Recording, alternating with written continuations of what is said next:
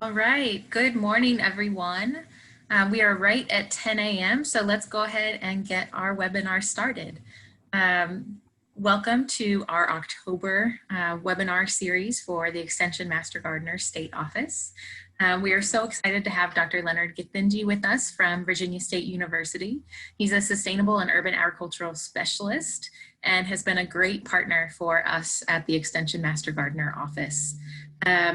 We will let Dr. Githinji go through his presentation and then leave all questions until the end, so the last bit of the presentation. If you have any questions, please type them into the chat box. And then this presentation is being recorded, and we will post that into our Master Gardener, our webinar archive, and I will post that link into the chat box. So without any further ado, Dr. Githinji, go ahead. Thank you so much, Catherine, and I'm so glad to be speaking. I love speaking to master gardeners. And those people who know me, I have a passion especially for master gardeners, and I really enjoy even when it's face-to-face that I can see people and interact with them. But that's the best we can do with Zoom, and we try to do the very best, and I'm not assuring you that I'll be able to keep track of the chat box, but we'll do the best we can. So as Catherine has introduced me, I'm in charge of sustainable urban agriculture specialist at Virginia State University, where I also serve as an associate professor. So let's talk about urban ag. And first of all, when you talk about urban agriculture, what is it? And by definition is just any urban farming practice that happens in the urban areas, in the cities. So which means growing of fruits, herbs, vegetables, as well as raising of animals within the city environment. And the picture I have here is a perfect example of a garden that is within a city environment. And you know, as you can see, we kind of have to start thinking about this stuff outside the box. When you look at this garden, it's not a typical garden where you have plenty of soil.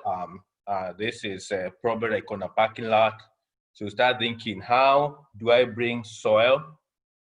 How do I contain the soil in this environment? That you start thinking about boxes, these bed gardens, and all that. But all in all, you can see that you can grow a whole bunch of plants in that area. So it is also involve animal husbandry, anything to do with the backyard chickens. It can be goats, it can be rabbits. The only thing when it comes to animals, we advise people is just check with your local code, because I know some places they allow you to keep chickens, not everywhere. I know closer to my city here where I live, like Richmond, I think when you can keep as many as 5 hens, no roosters. You know, but once you check and you find out that it can be done, I think it's a good way of subsisting people's food. It can also be apiculture or beekeeping.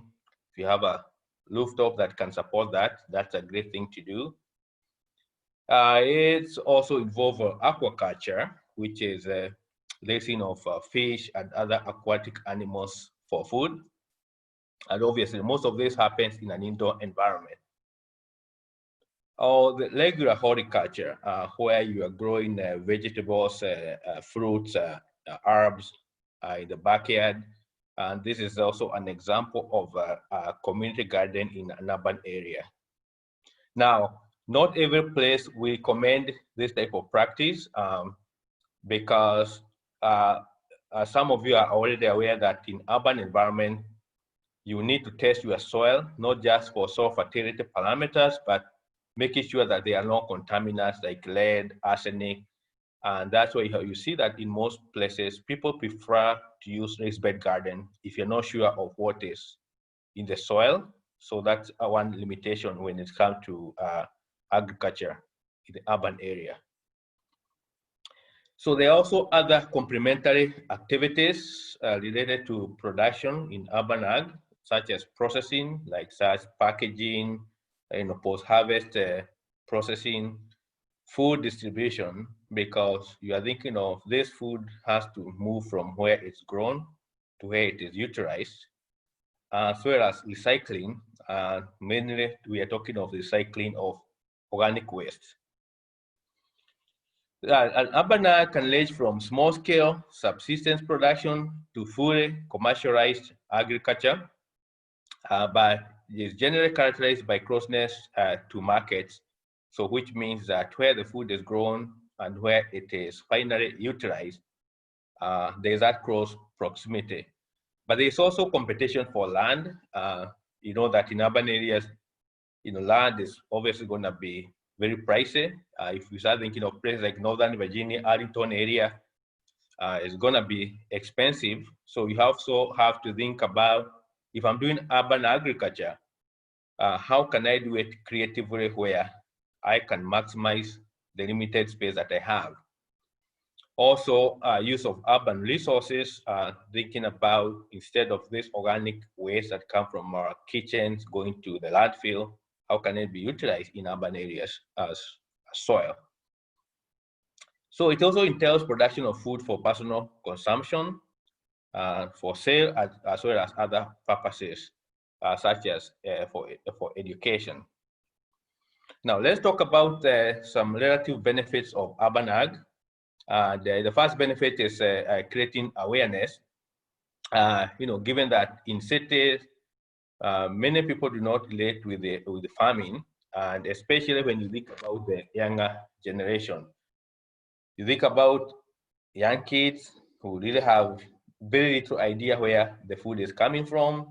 And I know we have done some of those surveys asking kids if they can identify where the food comes from, and most of them think all food comes from the grocery store. So even changing that line of thinking and letting them know that actually you cannot grow food in your backyard, in your patio. It doesn't always have to come from the grocery store. Also, people do not understand how, a lot of people don't understand how the weather pollution affect their food supply. And, something that became an eye opener when it comes to food supply is when we had this COVID-19, and a lot of food supplies were impacted. People started thinking about this, and I started receiving calls of people wondering how can we start growing our own food, and of course, when you grow food in an urban area, you have that connection, and you get to understand how can I prevent pollution when I'm growing my own food. And then there's utilization of space, knowing that in cities we have all this tall building, that the land is scarce, but you also have opportunity where you have like a rooftop that can be utilized for production. Otherwise, you are just collecting runoff water and incurring cost in processing that water. But if you can use that place for food, then you are making good use of the space. Also, you think about all those, like front yards, backyards that typically will not be utilized. But when you have urban ag, you can maximize those places. And then there is one other important benefit of urban ag in terms of food security. And when you start thinking about food security, you can't talk about that without thinking about the food desert. And I know a number of you probably are familiar with food desert, which are defined as low-income area where a substantial number of residents have low access to large grocery store. And why we talk about the large grocery stores, because those are the places where they sell fresh produce, fresh fruits and vegetables.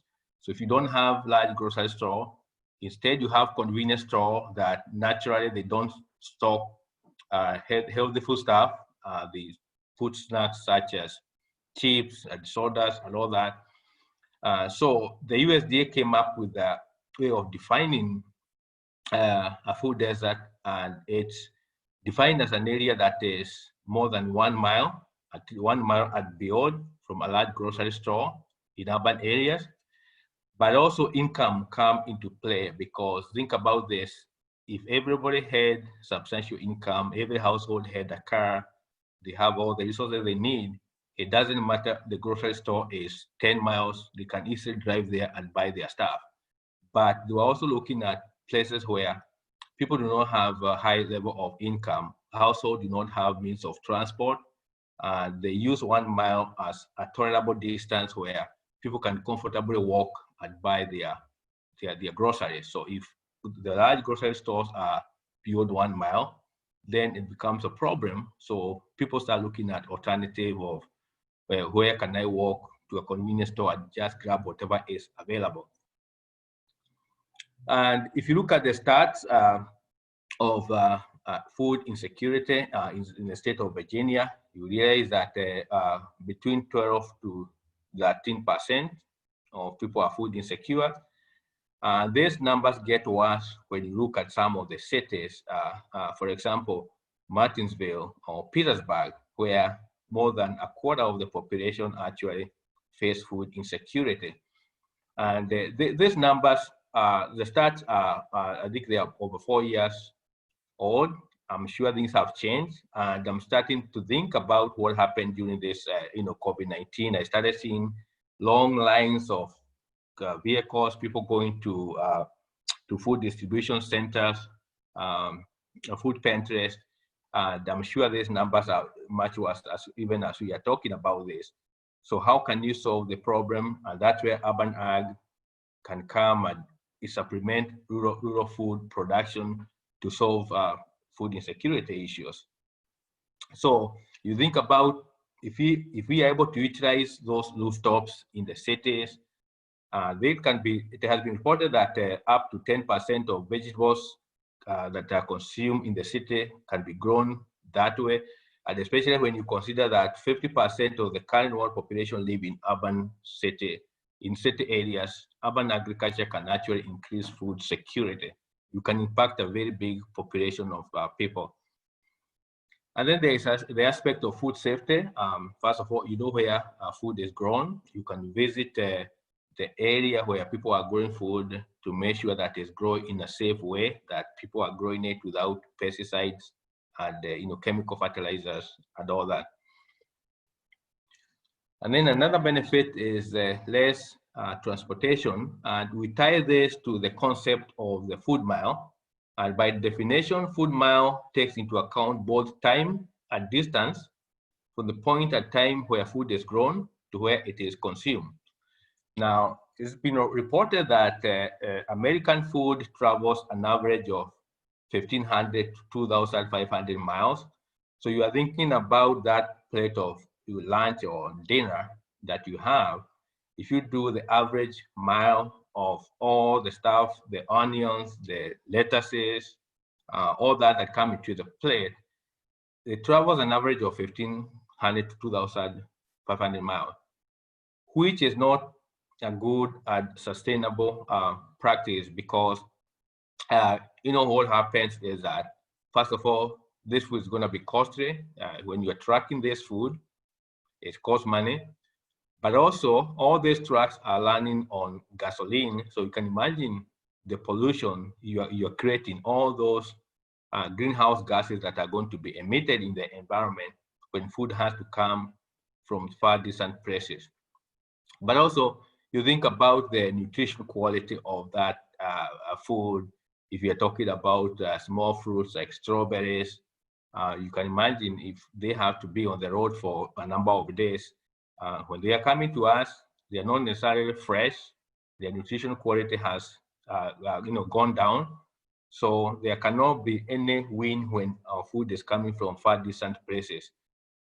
So this transportation is the main part of this food mile. You think about it, when you are growing food in an urban area, or you're growing it on your roof or backyard, then you don't have to worry about this transportation of food mile. And also another aspect of transportation is that they tend to use preservatives and refrigeration to try and save this food in transit. So this is not the stuff that we naturally want in our food. But there is also a lot of food spoilage and wastages when you are tracking it from the far distant places. So urban ag can solve this problem. And then there's the economic base. Urban agriculture can provide employment. Think about all the people working in urban farms, urban gardens, people who are involved in processing urban food, distribution, that so you're creating that employment, you're creating an income. So it's always a win-win situation. And then there's the health benefit. The experience shows that when you know where food is coming from, you tend to consume it. If you're involved in growing this food, you are more likely to eat it. So which means if you're growing your small fruits, your vegetables, you're likely to consume them as they are healthy. So that's one aspect of the health benefit. But also you think about people involved in the act of gardening, they are exercising, they are finding a form of recreation. So that will boost their health. And then there's a social benefit in urban neighborhood where people rarely communicate, but they can be brought together. When they garden together, they can create what we call the agrihood, where people are actually connected by working in a farm. It can be a communal garden, can be a community garden where everybody is working. So there are all those other benefits. And actually people start talking about growing food, but they can as well talk about other issues affecting their social life. So that's another benefit of urban ag. Environmental benefit, we talked about minimizing the food miles, which is a big environmental benefit, but also thinking about recycling all the organic waste coming from kitchens. Now you can think about it, if it doesn't go to the landfill, if it can be recycled and utilized as compost to grow more food in the urban area, that's a big positive on the environment. You can minimize those greenhouse emissions. You can make use of this organic waste instead of just dumping everything in the landfill. So let's talk about the type of urban ag. First of all, you understand the urban ag project arise in response to the particular needs and opportunities of a given community, organization, or site. So you realize that no two growing spaces are alike, but in general, if you can classify this type of urban ag projects, you have institutional farms or gardens, you have commercial farms, you have community gardens or farms, and as well as micro farming, which is farming in a smaller scale. So when it comes to institutional farms and gardens, those are the ones that are affiliated with the institutions such as hospitals, churches, schools, or public housing. So you know that their primary mission may not be production. They may be there to help people create an agrihood, but they also support other goal of urban ag. They still produce food that can be shared among the community. People get to learn a lot about how they can grow their own food and all that.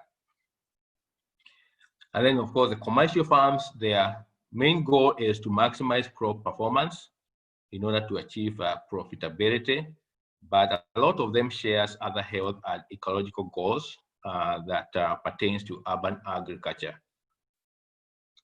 And then community gardens is where we talked about that, where people own or manage one piece of land together collectively as a group. Mainly is managed by local resident volunteer, and maybe that's an opportunity where a lot of master gardeners can get involved in. I'm sure some of you are already doing that. At the community farms, they are larger scale than the garden, but again, they are operated by communities, usually non-profit, and they produce food that will be shared among the community. They have a lot of social and educational programming. In terms of micro farming, we are thinking about how can you use the tiniest of the spaces that you have for example, container gardening, raised bed gardening, rooftop gardening, as well as the use of hydroponic and aquaponic systems.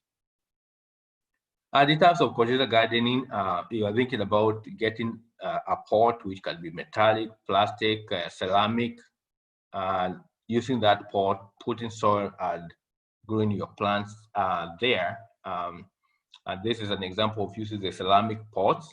And the advantage of this type of gardening is that you can almost place it in any location. It's a low cost, low input.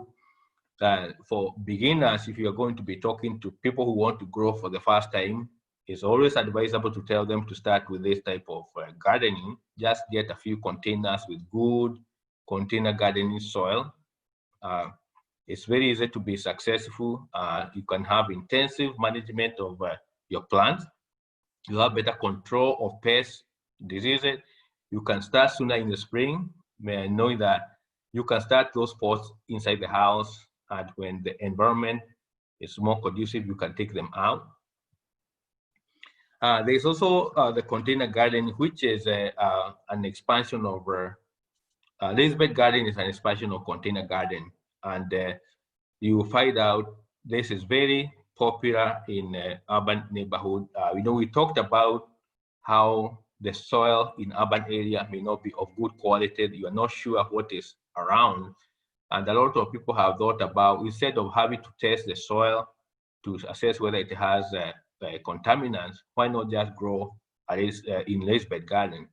And the advantage of this raised bed garden is that you can put a fabric under the garden, and then you bring the soil of known quality and not contaminated, high fertile soil with good physical and chemical properties, and you can be very successful gardening that way.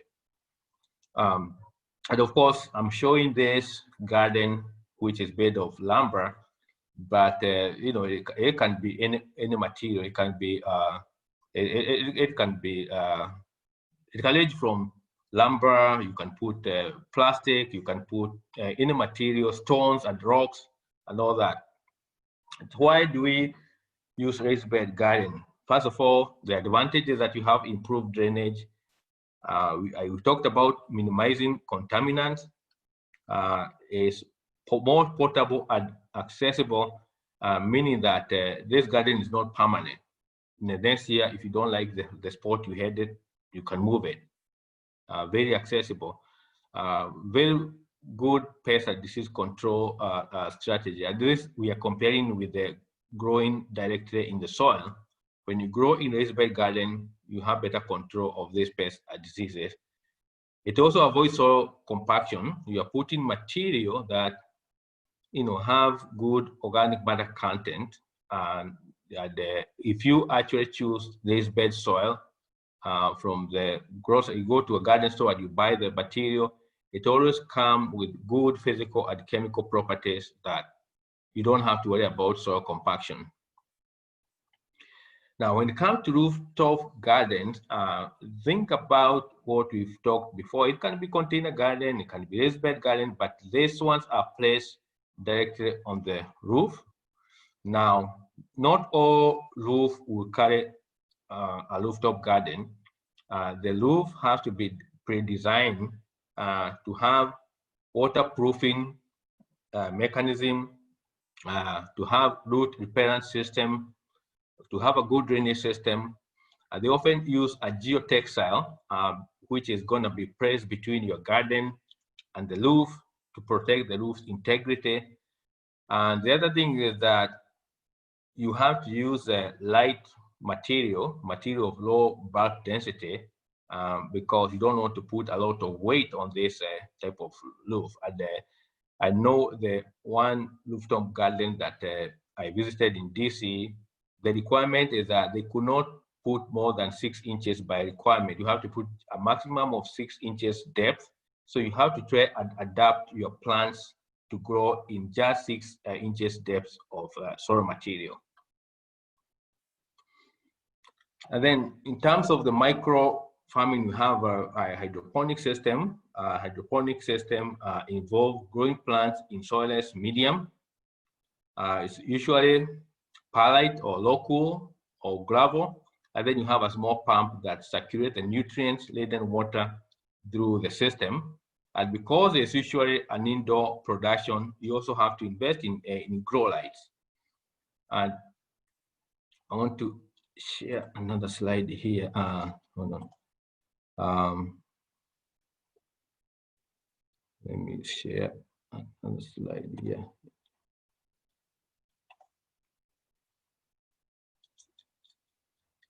Okay. Just a minute.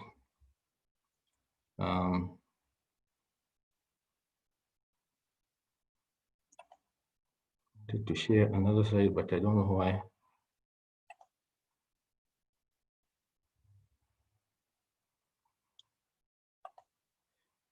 I thought I had it open. Just excuse me.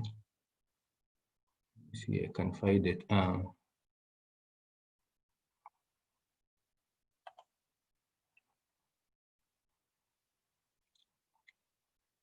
Just be patient with me.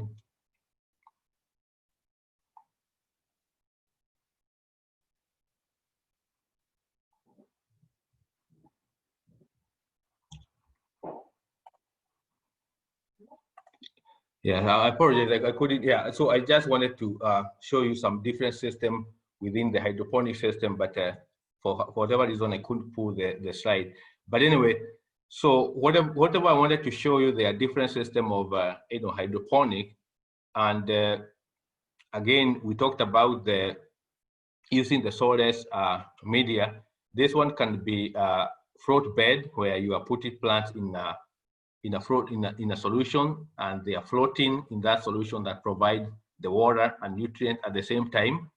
You can also have the NFT system, nutrient field system, where the water circulates through the root system of the plants and supplying all the nutrient needs of the these plants. And so there are a range of nutrient system you can improvise. There are some that are timed to supply nutrients for a few minutes. So there's a cycle of nutrient application using the pump for a few minutes, and the cycle of drying. And that's kind of the stuff that I wanted to show you. But I will send you the slides where I'm going to put those slides that I was not able to show to you.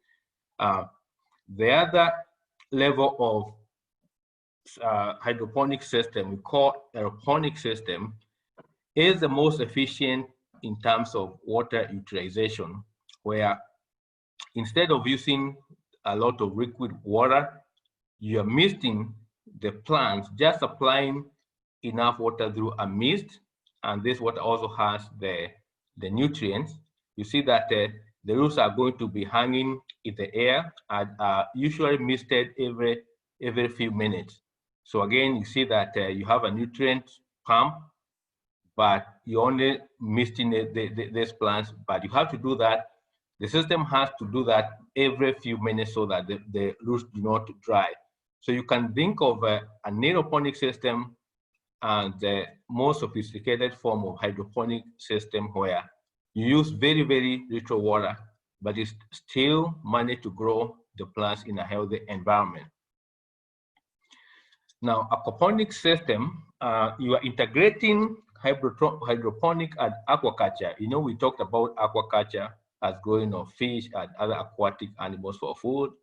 And then we talk about hydroponic system where you are raising crops in a soilless media. And now you're integrating this together to create this aeroponic system. And that's a good example of what you can do. You can have fish in an aquatic system. Then you circulate this water.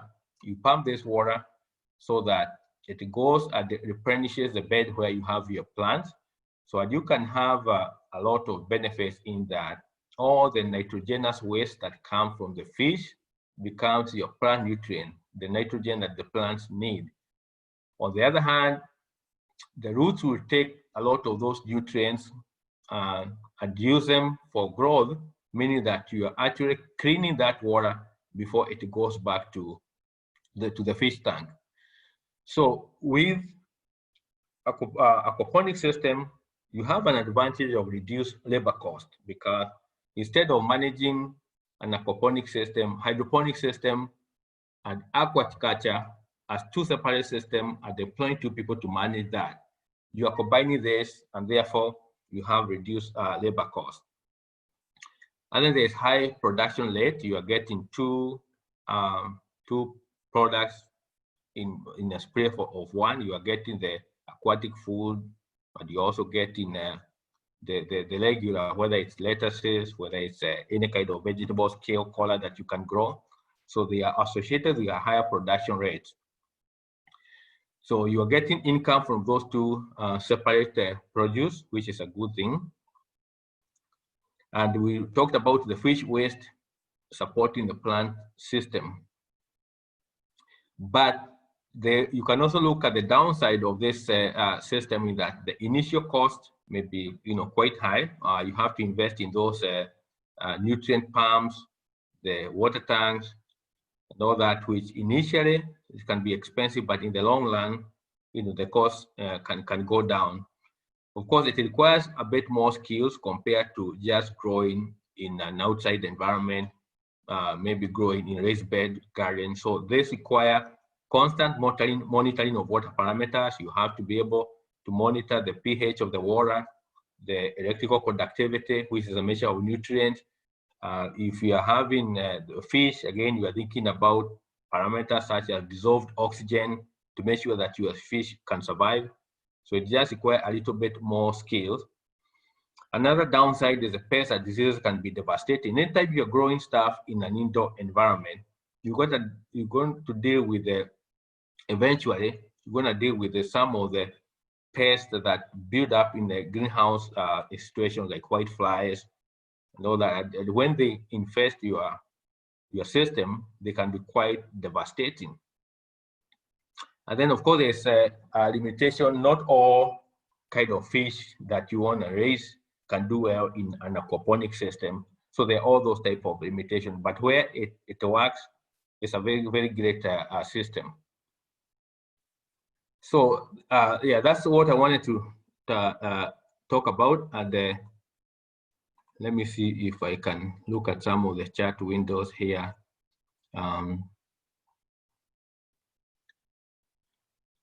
Okay, let me see whether there are any questions for me. Okay,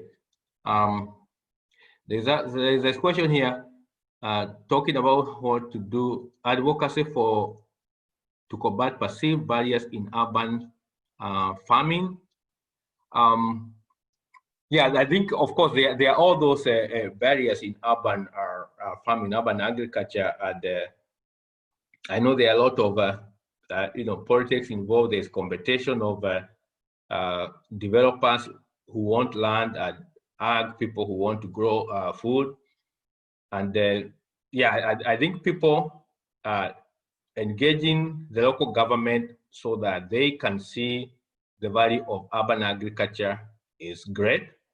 And I think for those people who have partnered with us during the Virginia Urban Ag Summit, we have always had sessions where we bring the local government people so that they can understand our perspective. And yeah, we need them to understand the benefit of food production in urban environment. If there's anything that we can do to have a discussion where people understand the value of growing local food is beyond just the dollar value. So obviously, if you look at it and you have a piece of land, you're probably gonna get more dollars if you build like an apartment complex than trying to grow anything that you wanna grow for urban environment. But there's no way you can replace that. The health benefit of having an urban ag project, people can talk about it and let those who understand that it's beyond just the dollar amount.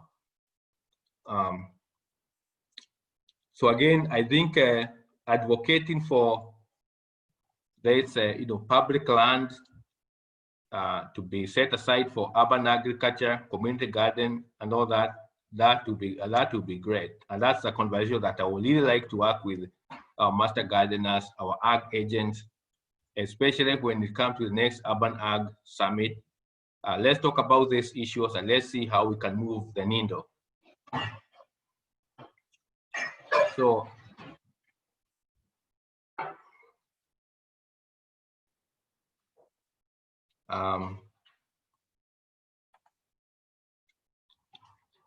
any other question? We can have the discussion. I know the talk was a bit brief. I didn't have all the slides I wanted to share, but I think let's have some open conversation, and I will take questions and the comments. And if anybody want to go ahead and maybe unmute the mic and ask a question, that would be great.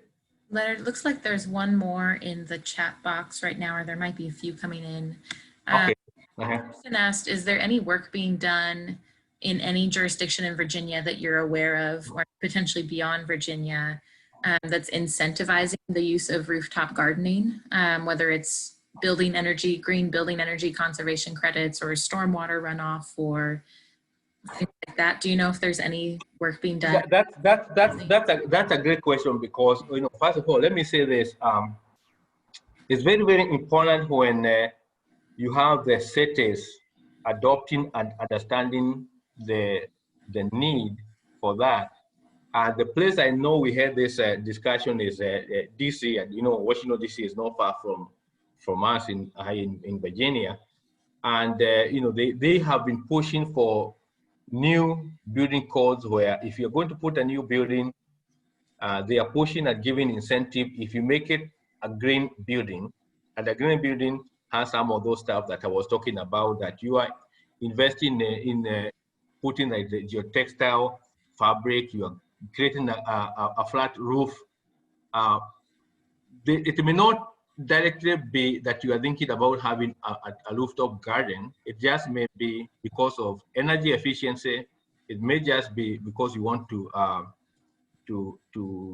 utilize the runoff, but that becomes a perfect place to place the garden. So the one that we visited in DC was not designed to be a garden, but it was designed to be a green roof. But the gentlemen who are managing the garden went and say, hey, we can provide more benefit by growing on the rooftop.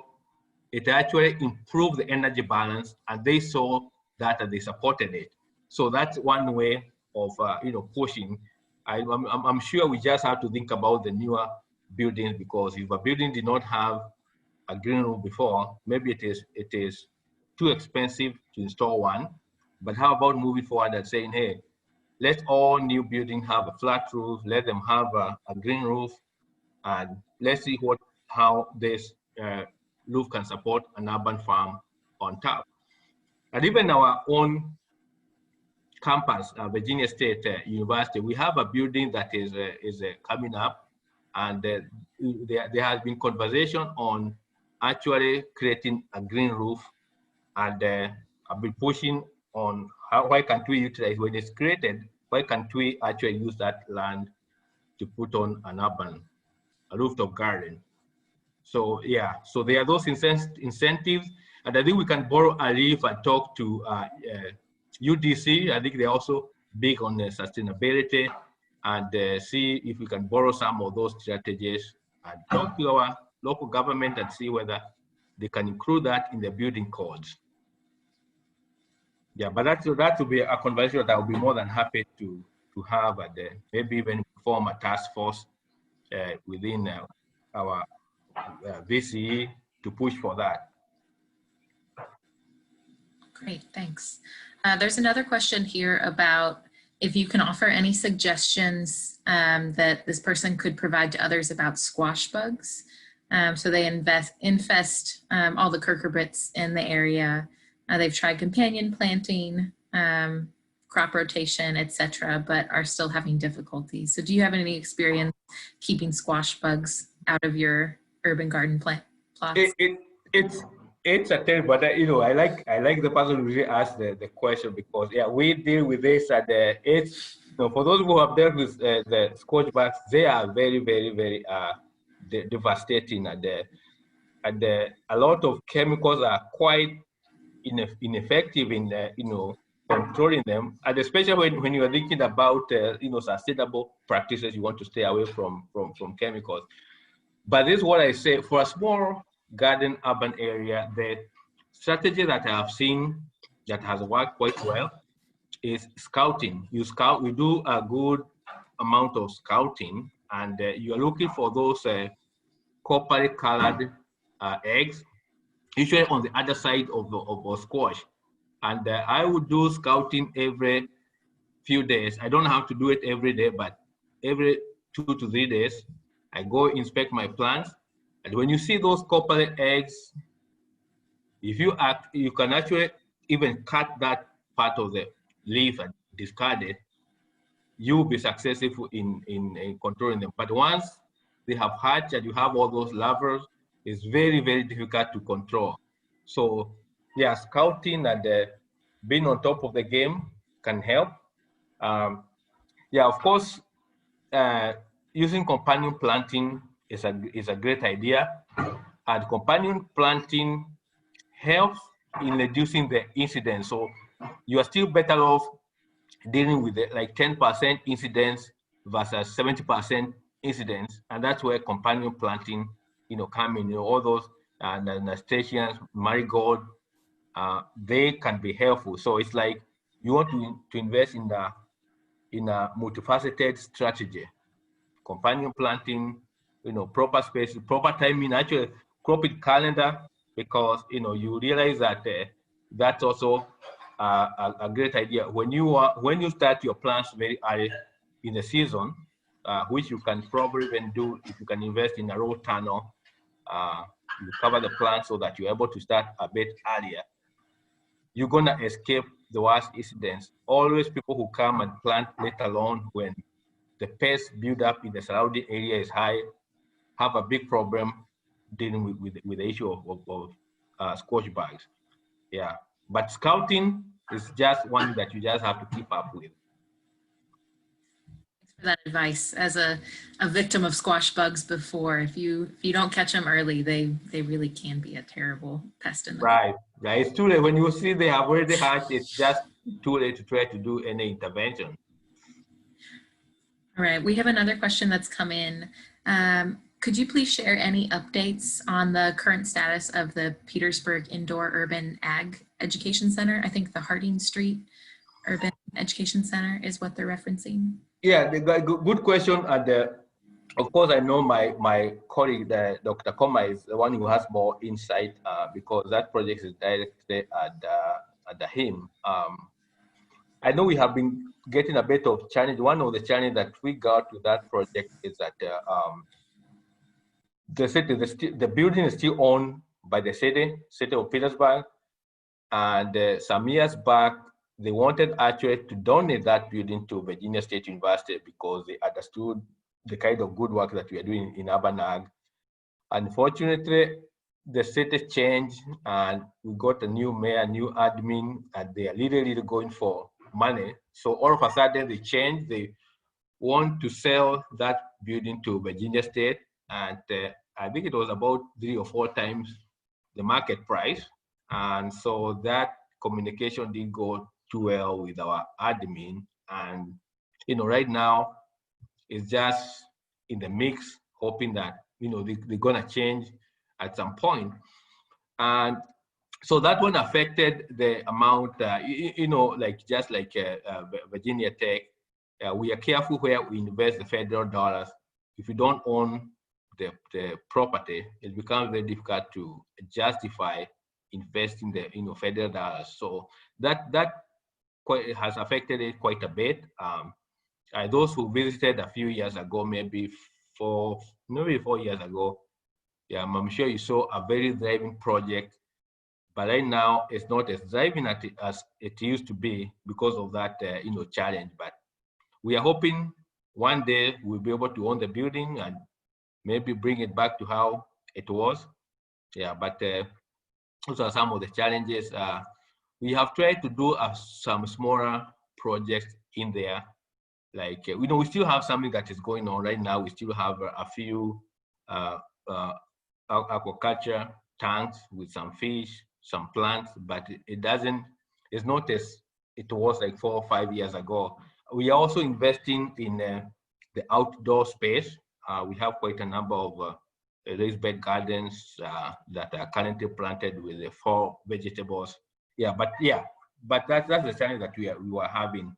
The ownership of the building is really hindering what we can do. Great, thanks for sharing that. Kind of connected VSU and the farms that operate around that. Would you be willing to share any about what's going on at the Randolph farm right now? If you're, I know you do work out there and have colleagues who do, but I think that'd be of interest to a lot of our master gardeners. Okay, yeah, Randolph farm, we are still having some limited access there because, you know, when with COVID, we haven't really opened the farm. So at this point, we actually cannot do any public event. We cannot do a workshop. We cannot do a field day. We have been given permission as specialists, faculty specialists, researchers, to access there on a limited case basis. So we have a few projects going on, and we are keeping on going. But at this point in time, I know if there's somebody who was planning to have a workshop or a field day, we had to cancel those ones. And honestly, I don't know when we come back. We are hoping the university is going to resume in spring. At least that's part our university president. By that time, I hope we'll be able to bring the programs, back.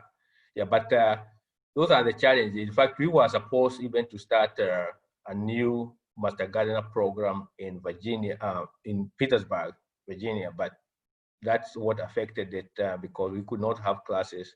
We are not allowed to have classes at the farm.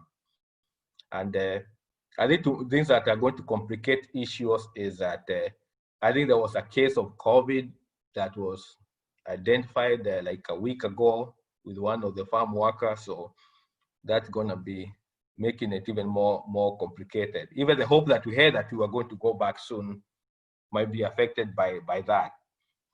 Yeah, but hopefully things will get better. That's all I can say. Yes, we all hope, and it'll be great to get back out at the farm and be able to go to some field days.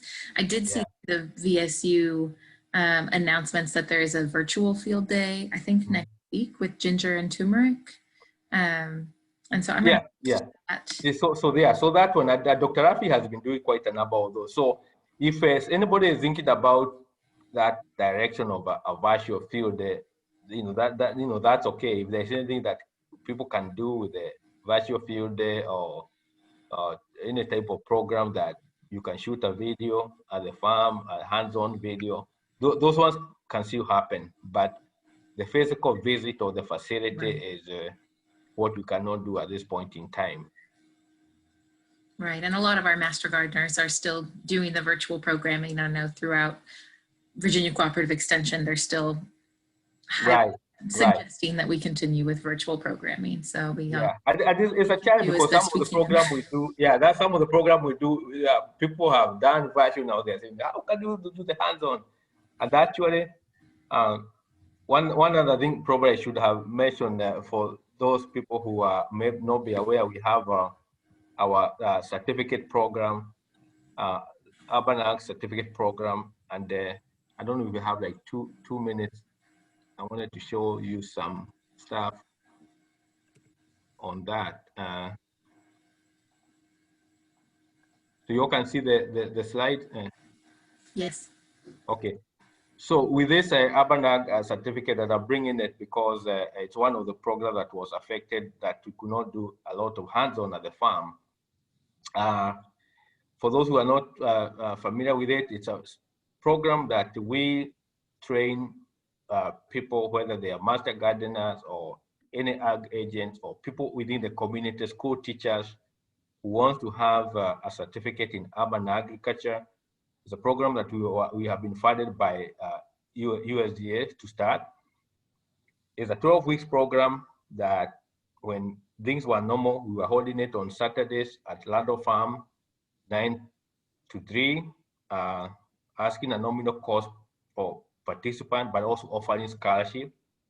And we usually target like 30 participants per class for the face-to-face, but we also started distance learning module. And basically what we are doing is that when we are having face-to-face, we have people connecting remotely through Zoom for at least the classroom portion of it. We have 18 modules that are covered in 12 weeks. And after the completion of the classroom portion, participants are required to do an 80 hours of internship at an urban farm. So basically they are our volunteers, but serving the communities across Virginia. We have developed a list of those urban farms where those participants can participate. And so far we have had 130 participants enrolled. A good batch of them have completed. They have served more than 3,000 hours of internship at various urban ag sites. And once they finish the 80 hours of internship, they do a 30-minute seminar, and then they are awarded a certificate. So I wanted to bring this to your attention for those people who may want to take the program or spread the word to the people you work with.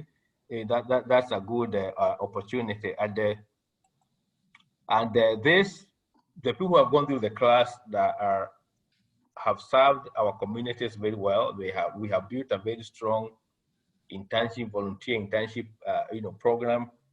A good number of programs have benefited from having our interns working with them at various sites, Richmond, Petersburg, all the way in Northern Virginia, western parts of the country. So we have had a good success with this program. So if you can spread the word, that would be great. But it was affected also because the last classroom that we had, we were forced to change from face-to-face to virtual because of COVID. And we had a few challenges in engaging these people in hands-on. But we are hoping next spring, this will go back to normal, that they're able to do the actual hands-on, because what we train them, we want them to be equipped to hit the ground running. So internship as well as hands-on training is a paramount part of the program. And thanks, Kevin, for sharing the link, the site where people can get more information about it. I have a question, Dr. Githinji, about like community gardens. So in our county, we do have a community garden. It's kind of like a partnership with the health department. And so they built it kind of like near the health department, kind of back in a, it's not really like a residential area where it is located. And so there's not a lot of like traffic or really people that like go over there and go to it. So I was wondering if you had any ideas about like choosing locations for community gardens, or how you like involve the communities that you're actually interested in reaching and make sure that it's like in a location that is convenient for them. Yeah, that's a good question. Those are the kind of questions that we actually address very much when we are trying to locate a community garden. And some of the questions that I ask people, because I get those calls almost every week, and some of them we're able to follow and succeed. Other people, you just have to be honest and tell them maybe this is not workable. One thing being you talked about the location. So if it's a place where you do not have good access, or people are not willing to be there to help, to work, it's a no-no, because you want people's involvement, and you just have to make sure that all people agree that this is what they want to do. And of course we start looking at all these other amenities like water. In some cases we want to have at some point to have a greenhouse in the future. We are looking at electricity, but we also want it to be visible. If you are going to impact the community, you want it to be located in a place that is highly visible. Those are some of the things that we look at.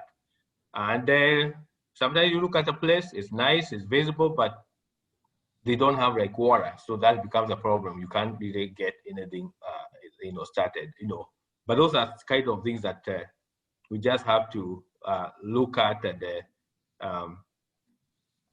if you don't have even people participate, then it doesn't make any sense in proceeding. So those are the kind of things that we like to sit with the community, ask them. We have had to meet with even stakeholders, some even in meetings, whether they are members of a church, school, just sit down and listen to people and get to know, even before you get started, who is actually going to sign to be part of this community garden. And people are not there, then you just don't want to start and invest your time and resources. Yeah, go again, water. Yeah, we have had a few places where, yes, they didn't have water, but somebody was ready to donate a tank and be filling the water, from the city. If that's the case, then, that's okay. In fact, I had even one garden on campus before I got the water connected to it. That's what I was doing. Like, you just have to have that kind of, water source.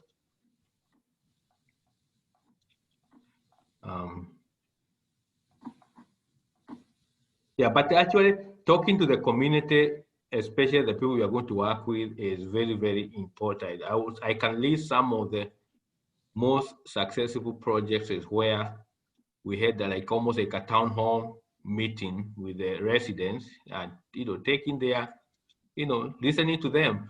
And I know this is a bit funny, but not too funny. There's even one garden that we went and everyone said, oh, let's grow this, let's grow that. Then we grow a lot of cauliflower that did very well, but nobody could take even a piece. So I was like, oh, people thought we can grow anything, but they did not ask the community who can eat this and that, So they were telling me, we have a lot of cauliflower, but we're just throwing it away because nobody wants it, Yeah, so getting the input and feedback from the community is very good. And actually, just be frank, some of them will go around forward, we tell people, oh, there's gonna be a good looking garden, but you have to also tell them, be frank and let them know that when it comes to summer, right now you cannot imagine, it can be hard. You tell them, okay, some of you will have to work when the temperatures are in the 80, some days close to 90. And if they are willing to do that, well, good. Because we have had people say, oh, nobody told me. It's so terrible to be out for an hour in the temperature of 85, So we just have to tell them what to expect. Another issue is that people see, oh, the field is clean, the area is clean, but once you start growing the crops, you're going to be dealing with this, tons of weeds. People ready to be there to pull the weeds, those kind of things. You tell them the worst case scenario, the best case scenario. People want to see the best case scenario that, oh, the plants are looking good, we are coming to harvest. But before we get there, it's a lot of work,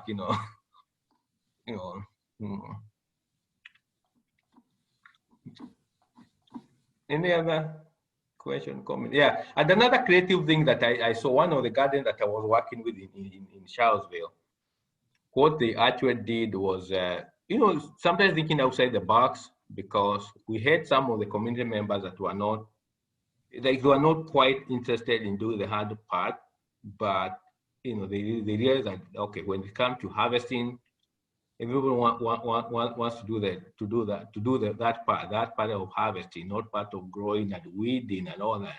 So what they decided to do was to give people tokens. So if you went there and you participated in land preparation or weeding, or depending on how many hours you spend there, you get a token. So that token is the one that you're going to use it when it's time for harvest, and you can exchange the token and produce. And they actually realize there are many people who want to give to the community. So they want to go do the hard part, collect so many tokens, go donate to other people, and they use those tokens to come and get the produce. And it worked, So I say, well, thinking outside the box is helpful. There are people who want to work and participate, without necessarily wanting to collect the reward of harvesting. They just want to give that to the community. And that's where the idea of this token, came up, and, it was working very well. That's really interesting. Thanks for sharing. Mm-hmm. And that brings us right to 11. So I think we got all of the questions answered from the chat box, and thank you all for attending, and thank you, Dr. Githinji, for joining us here today for our Extension Master Gardener webinar series. We so appreciate your time and your expertise, and taking some time out of your busy schedule to share with our Extension Master Gardeners. Thank you. Thank you. It was a pleasure to speak to everyone. All right. Thanks, everyone. Take care.